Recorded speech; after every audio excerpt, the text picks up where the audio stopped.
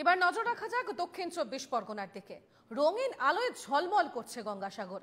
মেলার অস্থায়ী স্নানঘাট তৈরির জন্য গঙ্গাসাগরের বেগুয়াখালীতে নদী বাঁধ সংলগ্ন এলাকা থেকে তোলা হচ্ছে দেদার মাটি। বাঁধ দুর্বল হওয়ায় ভাঙনের আশঙ্কায় আতঙ্কিত বেগুয়াখালীর বাসিন্দারা। শাসক দলের নেতা মন্ত্রীদের মদতেই মাটি কাটা হচ্ছে, অভিযোগ করছে বিজেপি। সব জেনেও নীরব প্রশাসন, উঠছে এমনই অভিযোগ।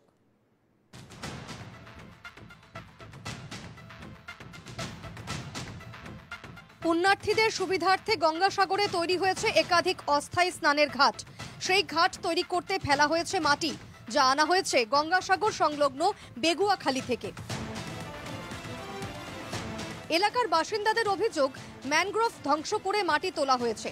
মাটি কাটার ফলে বাঁধ দুর্বল হয়েছে, প্লাবনের আশঙ্কায় ভুগছেন তারা।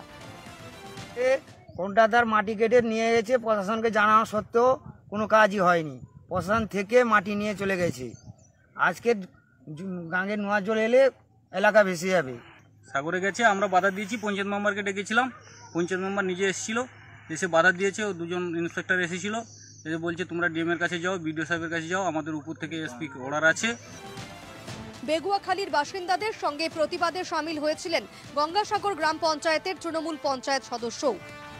প্রায় 50 জনের মতো লোক ওখানে দাঁড়িয়ে থেকে প্রতিবাদ করেছি যে এখান থেকে মাটিটা নিয়ে গিয়ে সাগরের যে স্নান ঘাটটা বানাই হচ্ছে ওটা কিন্তু অস্থায়ী।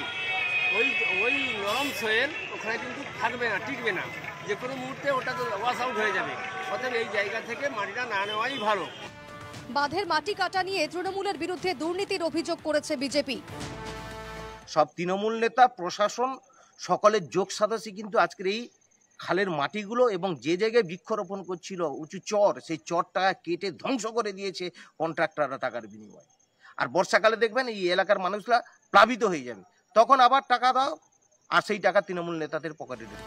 মাটি কাটার কথা মানতে নারাজ সুন্দরবন উন্নয়ন মন্ত্রী। যদি বেগুয়াখালীর নদীর শিশর থেকে মাটি কাটা হয়, কেটে যদি গঙ্গাসাগর মেলা মাঠের কাজ হয়, তাহলে যারা এই কথাটা আজকে আপনাদের বলছে, একদিনও তো বলতো, আমি তো ওই জায়গাতে প্রায় ছিলাম, তাহলে আমি পুলিশকে দিয়ে সেটাকে বন্ধ করে দিতাম। এখন কি কাটা হচ্ছে? মন্ত্রীর দাবি মাটি কাটা হচ্ছে না, যদিও এনকেটিভি বাংলার ক্যামেরায় ধরা পড়েছে মাটি কাটার ছবি। জেলা প্রশাসনের লাগানো ম্যানগ্রোভ ধ্বংস করে তোলা হচ্ছে মাটি। বাঁধ দুর্বল হওয়ায় বাড়ছে প্লাবনের আশঙ্কা।